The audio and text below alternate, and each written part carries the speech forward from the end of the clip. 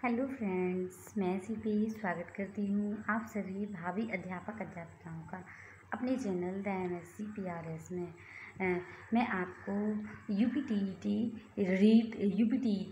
के child development के question बताऊंगी और जो वेरी वेरी इंपॉर्टेंट हैं। प्रीवियस ईयर के क्वेश्चन हैं ये, आप इन्हें देखिएगा और अच्छे से रीड कर लीजिए ताकि आपको पढ़ने में आसानी हो और एक तरह से ये गेसिंग करने में आसानी हो कि किस तरह के क्वेश्चन आते हैं यूपीटीईटी में। चलिए देखते हैं। प्याजी के अनुसार ये आपकी प्रीवियस ईयर के क्वेश्चन है और सबसे पहले ये क्या है, आपका ये रिवीजन के बेस पे है। रिवीजन के बेस पे हैं। यदि आप इन्हें जितनी मतलब मैं तो स्पीड से पढ़ाऊँगी विथ एक्स्ट्रा फैक्ट, थोड़ा थोड़ा एक्स्ट्रा फैक्ट भी बताऊँगी। चलिए ओके। प्याजी के अनुसार विकास को प्रभावित करने में निम्नलिखित कारकों में से कौन महत्वपूर्ण भूमिका निभाता है? कौन महत्वपूर्ण भूमिका निभाता है? ये निभाता है भौतिक दुनिया, समाज के साथ अनुभव। अब चलिए थोड़ा सा देख लेते हैं। स्विस मनोवैज्ञानिक जीन पियाजे संज्ञानात्मक विकास के लिए सबसे प्रसिद्ध और सबसे प्रभावशाली सिद्धांतकार थे। प्याजे बच्चे अपने वातावरण के प्रति क्या प्रतिक्रिया करते हैं में रुचि रखते थे। इस चीज़ में वो रुचि रखते थे कि बच्चे क्या प्रतिक्रिया करते हैं, वो क्या सोचते रहते हैं, वो क्या देखना चाहते हैं, क्या देखते हैं, है ना। उन्होंने एक बच्चे के ज्ञान निर्माण की कल्पना स्कीमा के रूप में की।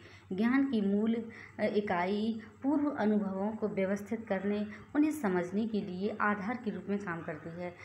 विकास सबसे अधिक प्रभावित होता है जब एक बच्चे के अनुभव उसके भौतिक वातावरण के साथ अंतःक्रिया करते हैं। ओके, चलिए नेक्स्ट देखते हैं बगैर टाइम वेस्ट किए। मैं थोड़ा थोड़ा सा बता ही दे रही हूँ। और फिर क्रिया प्रसूत अनुबंधन किस पर आधारित है? क्रिया प्रसूत अनुबंधन आप प्रभाव के नियम पर आधारित है। किस पर आधारित है? प्रभाव के नियम पर आधारित है। चलिए थोड़ा सा देख लेते हैं। स्कीनर को क्रिया प्रसूत अनुबंधन का जनक कहा जाता है। किसे कहा जाता है? स्कीनर को। लेकिन उनका काम थार्नडाइक 1898 के प्रभाव के नियम पर आधारित था। इस सिद्धांत के अनुसार सुखद परिणामों के बाद व्यवहार में को दोहराए जाने की संभावना अधिक होती है। अप्रिय परिणामों के बाद व्यवहार को दोहराया जाने की संभावना कम होती है। सुखद परिणाम यानी कि जब कोई सुखद परिणाम होता है तो लोग क्या कहते हैं, उसे दोबारा देखना चाहते हैं, दोबारा सुनना चाहते हैं। लेकिन यदि कोई दुखद परिणाम होता है या एक तरह से कोई चीज़ हमने किया और उसमें असफल हो गए तो उसे दोबारा नहीं कोई देखना चाहता, है ना। इसी तरह का है। स्कीनर ने प्रभाव के नियम में एक नया शब्द पुनर्बलन पेश किया। व्यवहार जो पुनर्बलित होता है उसे दोहराया जाता है, अर्थात मजबूत किया जाता है। व्यवहार जो पुनर्बलित नहीं होता वह बाहर हो जाता है या समाप्त हो जाता है। उद्दीपक अनुक्रियाएं एस आर के बीच सहचार्य क्या होता है? सहचार्य प्रभाव के नियम, पुरस्कार, दंड से चीज़ों का निकट आना पर आधारित है।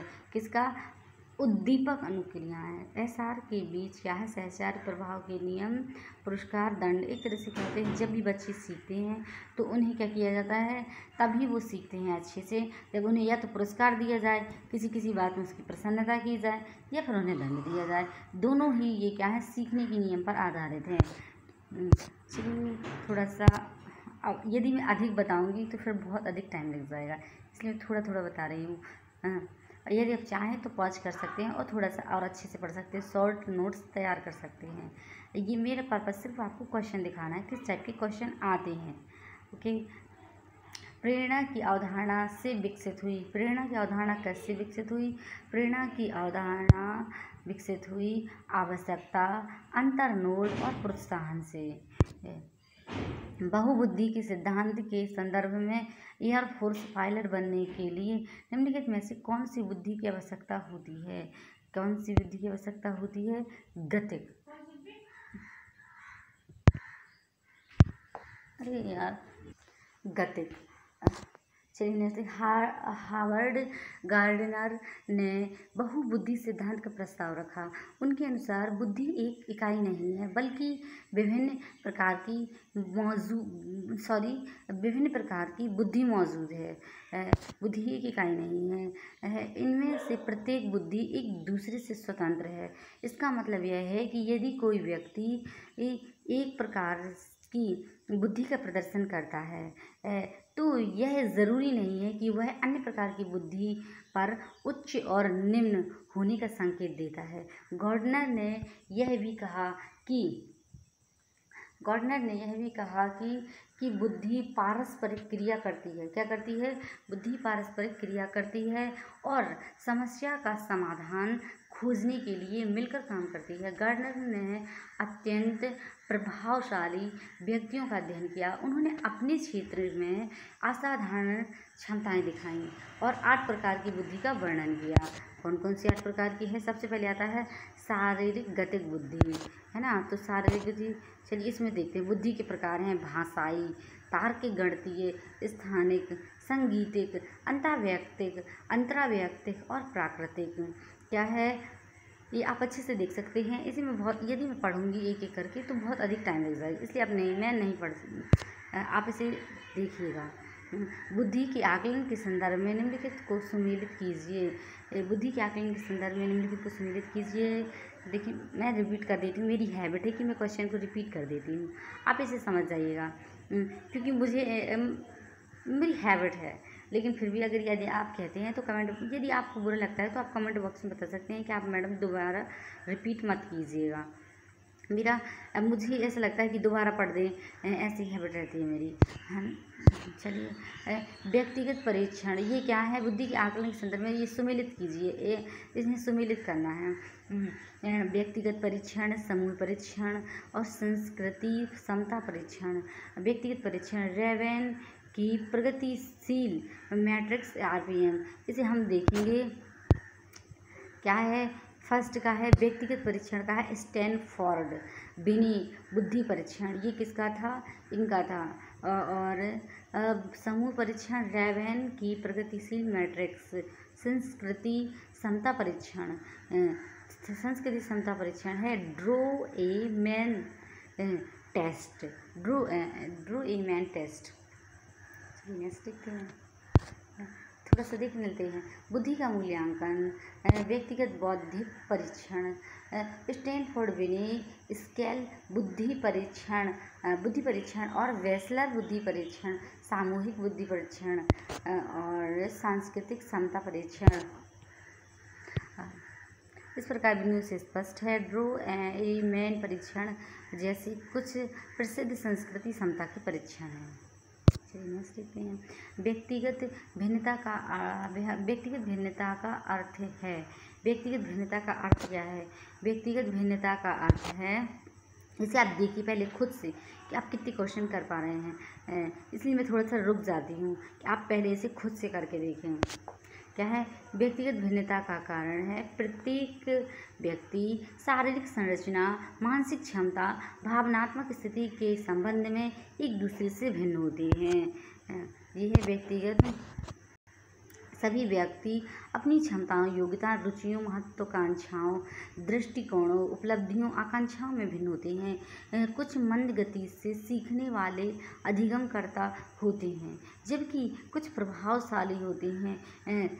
शिक्षण का व्यक्तिगत भिन्नता के अनुसार रूपांकन, प्रदर्शन, मूल्यांकन किया जाना चाहिए। मास्लो द्वारा दिए गए आवश्यकताओं के पदानुक्रम में अंतिम चरण है। क्या है? आत्मबोध। मास्लो द्वारा दिए गए आवश्यकताओं के पदानुक्रम में अंतिम चरण क्या है? आत्मबोध है। अब्राहम मास्लो ने आवश्यकताओं का निम्न पदानुक्रम दिया। यह सिद्धांत अब्राहम मास्लो द्वारा विकसित किया गया, जो एक अमेरिकी मनोवैज्ञानिक थे। जिन्होंने सुझाव दिया था कि शारीरिक आवश्यकताओं, सुरक्षा आवश्यकताओं और निरंतरता की आवश्यकताओं, सम्मान की आवश्यकताओं और आत्मबोध की आवश्यकताओं से युक्त एक पदानुक्रम में व्यक्तिगत आवश्यकताएं मौजूद होती हैं।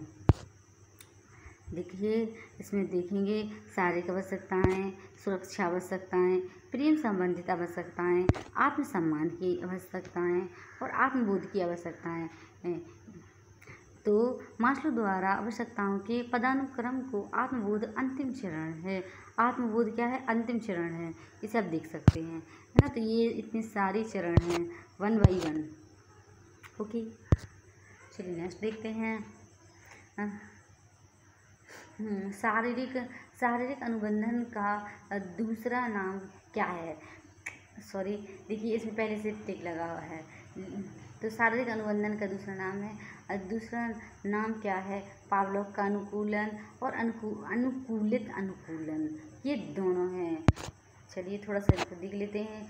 शास्त्रीय अनुबंधन का सिद्धांत इवान पावलोव द्वारा प्रतिपादित किया गया। पावलोव का अनुकूलन अनुकूलित अनुकूलन भी कहा जाता है, अनुकूलित अनुकूलन भी कहा जाता है। इसलिए ये स्पष्ट हो जाता है कि शास्त्रीय अनुबंधन के अन्य नाम पावलोव का अनुकूलन और अनुकूलित अनुकूलन है। चलिए नेक्स्ट देखते हैं। व्यक्तिगत भिन्नताओं का ज्ञान निम्नलिखित में से किसमें शिक्षकों की मदद करता है? व्यक्तिगत भिन्नताओं सॉरी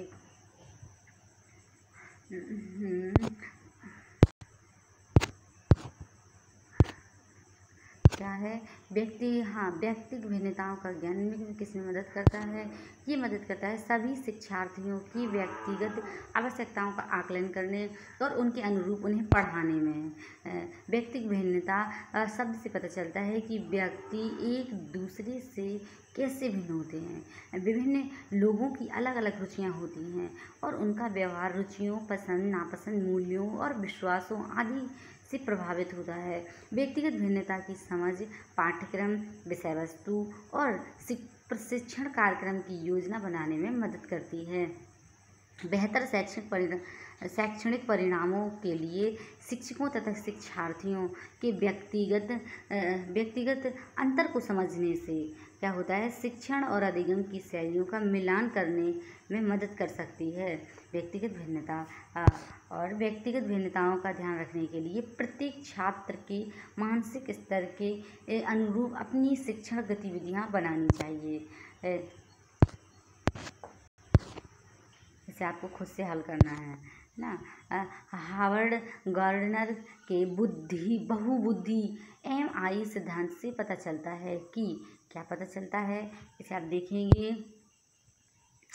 शिक्षकों को विषय वस्तु को पढ़ाने के लिए वैकल्पिक तरीकों को तैयार करने के लिए एक रूपरेखा के रूप में MI का उपयोग करना चाहिए। क्या है? एक MI का उपयोग करना चाहिए शिक्षकों को पढ़ाने के लिए। निम्नलिखित में से कौन सा आंतरिक अभिप्रेरण का एक उदाहरण है? आंतरिक अभिप्रेरण का उदाहरण है ये आनंद। आंतरिक अभिप्रेरण का उदाहरण क्या है? आनंद।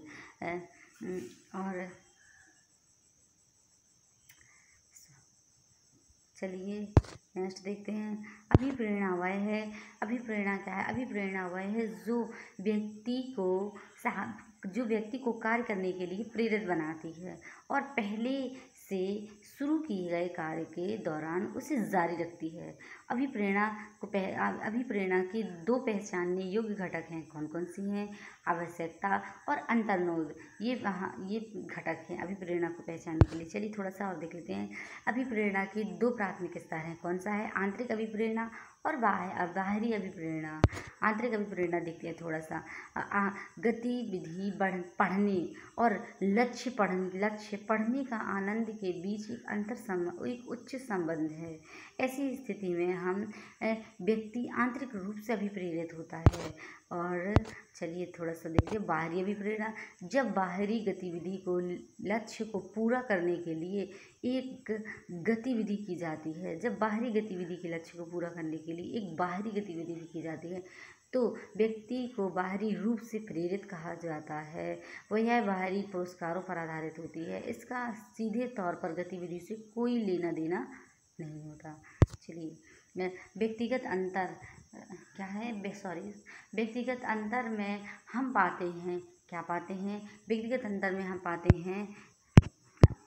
पाते हैं भिन्नता और सामान्यता। इसे आप खुद से देख सकते हैं। व्यक्तिक अंतर लोगों की विशेषताओं और व्यवहार के स्वरूप के बीच विशिष्ट एवं भिन्नता को दर्शाते हैं।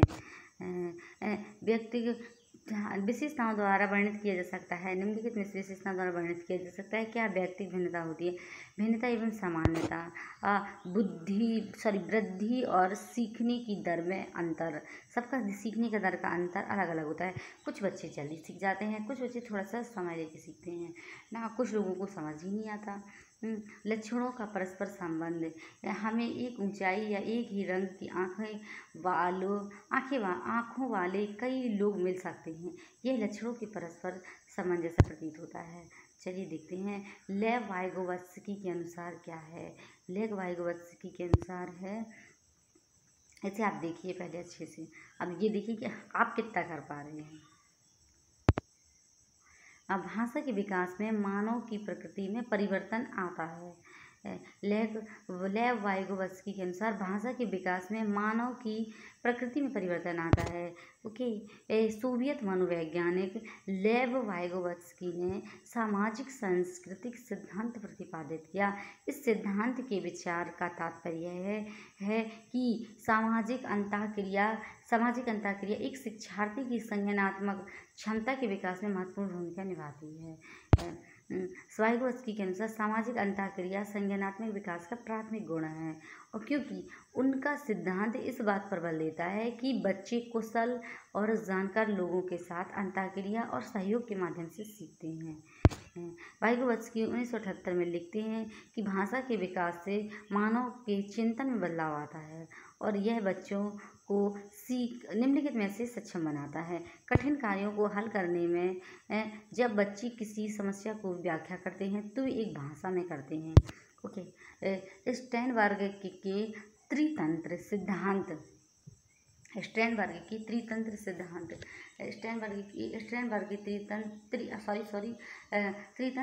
के अनुसार निम्नलिखित में से कौन सा बुद्धि का प्रकार नहीं है? सोचिए इसमें कौन सा बुद्धि का प्रकार नहीं है। ये संगीतात्मक बुद्धि का प्रकार नहीं है। विश्लेषणात्मक बुद्धि, रचनात्मक बुद्धि, व्यवहारिक बुद्धि, ये क्या से संगीतात्मक बुद्धि का प्रकार नहीं है। चलिए थोड़ा सा देख लेते हैं कौन कौन सी बुद्धि के प्रकार हैं। ओके। बुद्धि 3 प्रकार की होती है। सामंजस्यपूर्ण या विश्लेषणात्मक बुद्धि, अनुभवात्मक या रचनात्मक बुद्धि, या कह सकते हैं प्रासंगिक या व्यवहारिक बुद्धि। चलिए नेक्स्ट देखते हैं। पियाजे के अनुसार संज्ञानात्मक विकास की द्वितीय अवस्था है। कौन सी है संज्ञानात्मक विकास की अवस्था? ये पूर्व संक्रियात्मक अवस्था। थोड़ा सा देखते हैं पूर्व संक्रियात्मक अवस्था। पियाजे के अनुसार संज्ञानात्मक विकास की द्वितीय अवस्था पूर्व संक्रियात्मक अवस्था है, जो लगभग 2 से 6 या 7 वर्ष की आयु तक रहती है। इस अवस्था में बच्चे को संरक्षण की अवधारणा से संबंधित समस्याओं का सामना करना पड़ता है तथा केंद्रित और अपरिवर्तनीयता के विचार के साथ संघर्ष करना पड़ता है। पूर्व संक्रियात्मक अवस्था की विशेषताएं कौन कौन सी हैं? इसमें अहंकारता, स्वकेंद्रित की भावना होती है। बच्चे प्रतीकात्मक रूप से सोचना प्रारंभ करते हैं। बच्चे भाषा अधिग्रहण के कौशल को विकसित करते हैं। बच्चे वस्तुओं का प्रतिनिधित्व करने के लिए शब्दों और चित्रों का उपयोग करना प्रारंभ करते हैं। बच्चे बाहरी माध्यम क्या होता है? बाहरी विशेषताओं के माध्यम से क्या करते हैं? वस्तुओं की तुलना करना सीखते हैं कि किस तरह का क्या है। ओके। इससे यह निष्कर्ष निकाला जा सकता है कि पियाजे के अनुसार संज्ञानात्मक विकास की द्वितीय अवस्था है पूर्व संक्रियात्मक अवस्था। चलिए नेक्स्ट देखते हैं। बुद्धि की जटिल अंतःक्रिया का एक उत्पाद है। क्या है बुद्धि की जटिल? प्रकृति और पोषण क्या है? बुद्धि की जटिल और पोषण जटिल अंतःक्रिया का एक उत्पाद है। ओके। इसमें इतना मतलब टाइम बहुत लग जाएगा, इसलिए मैं थोड़ा थोड़ा बता रही हूँ, आप इसे समझ जाइएगा। यदि आप चाहते हैं तो थोड़ा सा वीडियो पॉज कर सकते हैं और फिर आप देख सकते हैं। हार्वर्ड गार्डनर के बुद्धि सिद्धांत के अनुसार बुद्धि के प्रकार भाषाई, संगीतज्ञ, तार्किक, गणितीय और स्थानिक और शरीर मनोगत की और सोचिए अंतरावैयक्तिक और अंतःवैयक्तिक, प्रगतिवादी और अस्तित्वगत बुद्धि। चलिए नेक्स्ट देखते हैं। विकास की किस अवस्था में बच्चों की समूह की भावना बदलती है? विकास की किस अवस्था में बच्चों के समूह की भावना बदलती है? चलो, किस अवस्था में बदलती है? ये बदलती है किशोरावस्था में। कब बदलती है? किशोरावस्था में। चलिए थोड़ा थोड़ा साप के बारे में देख लेते हैं, है ना। मैंने बताया था, जैसा कि मैं डिस्क्रिप्शन में भी बताऊंगी थोड़ा थोड़ा। मैं पूरी कोशिश करती हूँ कि आपको ज़्यादा से ज़्यादा जो मतलब कम समय में ज़्यादा प्रोवाइड कर सकूँ। और शैशवावस्था जन्म से 18 महीने, ये शैशवावस्था कहलाती है। पूर्व बाल्यावस्था 2 से 3 वर्ष, पूर्व स्कूली 3 से 5 वर्ष और स्कूल की आयु पूर्व किशोरावस्था 6 से 11 वर्ष। किशोरावस्था है 12 से 18 वर्ष, ये है ना किशोरावस्था। अवस्था को तूफान काल भी कह सकते हैं एक तरह से। चलिए ठीक है, ओके। पूर्व और युवा वयस्क 19 से 40 वर्ष और मध्य वयस्कता 40 से 65 वर्ष और परिपक्वता 65 वर्ष से मृत्यु परिपक्वता। ओके, थोड़ा सा देख सकते हैं। पूर्व किशोरावस्था स्कूल आयु है, जहाँ छात्र समूह गतिविधियाँ या समूह भावना विकसित करना सीखना शुरू करते हैं। किशोरावस्था संज्ञानात्मक विकास के लिए किशोरावस्था एक महत्वपूर्ण अवधि है। यह समस्याओं और विचारों के बारे में सोचने और तर्क करने के तरीकों में एक परिवर्तन को चिन्हित करती है। यदि किशोरावस्था में बच्चे चाहें तो बहुत ज़्यादा इस से सीख सकते हैं, लेकिन वो क्या है कि एक ऐसा समय रहता है, एकदम तूफान का समय रहता है, और वो अपनी बुद्धि को जिस ओर अपने आप को मोड़ना चाहे तो वो मोड़ सकते हैं और जल्दी सीख सकते हैं इस अवस्था में। चलिए ठीक है। निम्नलिखित में से कौन सा विकास का सिद्धांत नहीं है? कौन सा नहीं है? ये है, इनमें से कोई नहीं। ये सभी विकास के सिद्धांत हैं। विकास निरंतर है, विकास संगत है, विकास आजीवन होता है। बिल्कुल राइट। निम्नलिखित में से कौन सा चरण सूक्ष्म शिक्षण के आयोजन से संबंधित नहीं है? कौन सा शिक्षण के आयोजन से संबंधित? बहुत थोड़ा गर्मी है, कोई बात नहीं है, लेकिन पढ़ना है तो एडजस्ट तो करना पड़ेगा ना। सॉरी, कौन सा चरण सूक्ष्म शिक्षण के आयोजन से संबंधित नहीं है? ये है कौशल साझा करने का चरण, सूक्ष्म शिक्षण से संबंधित नहीं। यदि तुम्हें जो चीज़ पहले से आती है उसे आप साझा कर रहे हैं या किसी को दूसरों को बता रहे हैं, तो ये क्या है? सूक्ष्म शिक्षण का नहीं, सूक्ष्म शिक्षण संबंधित नहीं है, उसका चरण नहीं है। ज्ञान प्राप्ति के चरण, कौशल अर्जन का चरण। निम्नलिखित में से कौन सा चरण सूक्ष्म शिक्षण के आयोजन से संबंधित नहीं है? कौशल साझा करने का ये देख सकते हैं हम। सूक्ष्म शिक्षण का आयोजन इसमें है और है ना, इसके अंतर सूक्ष्म शिक्षण के आयोजन में आता है ज्ञान प्राप्ति का चरण, कौशल अर्जन का चरण और स्थानांतरण का चरण। ओके, नेक्स्ट देखते हैं। कौन सा युग्म सही ढंग से सुमेलित नहीं है? कौन सा युग्म सही ढंग से सुमेलित नहीं है? पर्यावरण और शारीरिक विकास, है ना। तो एक तरह से कह सकते हैं पर्यावरण का ही शारीरिक विकास में प्रभाव नहीं पड़ता, बल्कि आनुवंशिक भी पड़ता है। चलिए ओके, क्या है? कौन सा सम्मिलित नहीं है? पर्यावरण और शारीरिक विकास, ये क्या है? नहीं है। बाकी के परिवेश, सामाजिक विकास, परिपक्वता, संज्ञानात्मक विकास, परिपक्वता, संवेगात्मक विकास। वह बच्चा जो अपनी कक्षा का कार्य करने में असमर्थ है, जो उसकी आयु के अनुसार समान है, वह किस प्रकार का बच्चा है? वह किस प्रकार का बच्चा है? देखते हैं। असमर्थ है, क्या है? सोचिए। ये है पिछड़ा बच्चा है। तो थोड़ा सा देखते हैं। पिछड़े बच्चों में पिछड़ेपन के प्रकार हैं, सामान्य पिछड़ापन और विशिष्ट और विशेष पिछड़ापन। चलिए देखते हैं। ओके, पिछड़े बच्चे की विशेषताएं हैं। मंद गति से सीखने वाले शिक्षार्थियों का सबसे स्पष्ट लक्षण शैक्षणिक बुद्धि की दर में शेष कक्षा के साथ कार्यों को करने की अक्षमता। निम्नलिखित में से कौन सा व्याख्यान का लाभ है? सोचिए से। यह बड़े समूह शिक्षण के लिए उपयुक्त है। व्याख्यान विधि देखते हैं। यह शिक्षण की सबसे पुरानी विधि है। यह शिक्षण की एक शिक्षक केंद्रित विधि है। यह क्या है? यह मुख्य रूप से एक पक्षीय संचार है। यह प्रकृति में औपचारिक और कथात्मक है। यह घटनाओं और तथ्यों की एक श्रृंखला प्रस्तुत करती है। व्याख्यान विधि समस्याओं की जांच करती है। ओके, भाषण प्रशिक्षक संचार सहायक सामग्री का उपयोग के लिए शैक्षिक प्रावधान के रूप में किया जा सकता है। किसके में किया जा सकता है? इसे आप देख सकते हैं। इसे कह सकते हैं भाषण शिक्षा, यानी कि श्रवण बाधित दोष। श्रवण मतलब सुनाई नहीं देता, तो क्या है इसमें? भाषण प्रशिक्षक संचार सहायक सामग्री का उपयोग श्रवण बाधित दोष के लिए शैक्षिक प्रावधान के लिए किया जा सकता है। चलिए नेक्स्ट देखते हैं। बाल व्यवहार के अध्ययन की व्यक्तिगत विधियों में शामिल है। कौन सा शामिल है? अवलोकन विधि, उपाख्यान विधि और केस अध्ययन विधि, उपयुक्त सभी। चलिए, अपने विद्यार्थियों को अभिप्रेरित करने के लिए एक प्राथमिक विद्यालय के शिक्षक द्वारा प्रयोग किए जा सकने वाला सर्वोत्तम तरीका क्या है? सर्वोत्तम तरीका क्या है? देखते हैं। बच्चों को उनके अपने विद्यार्थियों को अभिप्रेरित करने के लिए एक प्राथमिक विद्यालय के शिक्षक द्वारा प्रयोग किए जा सकने वाला सर्वोत्तम तरीका क्या है?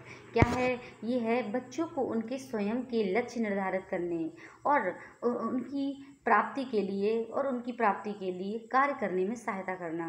ये है। निम्नलिखित में से कौन सा समावेशी शिक्षा का उद्देश्य है? क्या है? सभी श्रेणी के शिक्षार्थियों की शिक्षा पर जोर देना। चलिए नेक्स्ट देखते हैं। हाँ, निम्नलिखित में से कौन सा कथन विकास के बारे में गलत है? सोचिए कौन सा कथन विकास के बारे में गलत है? ये है विकास के क्षेत्र संभावित खतरों से मुक्त होते हैं। चिंतनशील शिक्षण से शिक्षार्थी ज्ञान को आंतरिक करता है और निर्णायक बनाता है। क्या है? निर्णयात्मक बनाता है। शिक्षण के 3 अलग अलग स्तर होते हैं। शिक्षण अधिगम प्रक्रिया 3 स्तरों की होती है। शिक्षण का स्मृति स्तर और शिक्षण का बोध स्तर, शिक्षण का चिंतनशील स्तर और शिक्षण का स्मृति स्तर है NLT न्यूनतम। विचारशील शिक्षण का बोध स्तर और शिक्षण का चिंतनशील स्तर। ओके, निम्नलिखित में से कौन सी सृजनात्मक बालक की विशेषता नहीं है? कौन सी सृजनात्मक बालक की विशेषता नहीं है? सोचिए। शुद्धता क्या है? मौलिकता, विस्तार, नवीनता। लेकिन शुद्धता सृजनात्मक बालक की विशेषता नहीं है। ओके, कुछ क्वेश्चन शो हो रहे हैं, है ना? तो इसमें आप पहले खुद से देखिए, बाद में मैं तो बता ही रही हूँ। शैशवावस्था के दौरान कौन से मूल संवेग विकसित होते हैं? कौन सा मूल संवेग विकसित होते हैं? भय, क्रोध और प्रेम विकसित होते हैं। चलिए देख लेते हैं स्पीड से। शैशवावस्था के दौरान मूल संवेग हैं कौन से? जब वे 4 महीने के हो जाते हैं तो वे हंसी दिखाते हैं। 6 महीने के क्रोध, दुख और आश्चर्य दिखाते हैं। बच्चों की बात हो रही है ना? तो शिशुओं में खुशी, भय और क्रोध के मूल संवेग दिखाई देते हैं, क्योंकि वो कुछ जानते तो है नहीं है। तो वो क्या जानते हैं? वो यही जानते हैं कि क्रोध, गुस्सा आ जाता है यदि उनका मन करना हुआ, छोटे बच्चों का, है ना? और वो जब यदि कुछ चीज़ मिल गई तो वो बहुत खुश हो जाते हैं। और भय भी, यदि कुछ चीज़ से उन्हें डरा दिया जाए तो वो तुरंत डर जाते हैं। तो उनमें सब मतलब एक तरह से जिस छोटे बच्चों में सभी प्रवृत्तियाँ पाई जाती हैं। शैशवावस्था जन्म से 3 वर्ष की आयु तक की अवधि होती है। Okay, bye bye, take care, keep smiling, keep sharing. है ना, मैंने अपने साइड से पूरी कोशिश की आपको समझाने की और बताने की। इस टाइप के क्वेश्चन यदि आप चाहते हैं कि मैं इस टाइप के क्वेश्चन लाती रहूं और आपका रिवीजन कराती रहूं, तो आप मेरे चैनल को लाइक करिए, सब्सक्राइब करिए, और ताकि मैं कंटिन्यू कर सकूं। यदि आप लोग मेरा सपोर्ट नहीं करेंगी तो मैं कंटिन्यू कैसे कर पाऊंगी। ओके, बगैर हेल्प के बिना मैं कुछ भी नहीं कर सकती हूँ। यदि आप मेरा सहयोग करेंगे तो मैं निश्चित ही आपके लिए जो भी क्वेश्चन है, या कह सकते हैं जो भी प्रीवियस ईयर क्वेश्चन है, वो आपको प्रोवाइड कराऊंगी।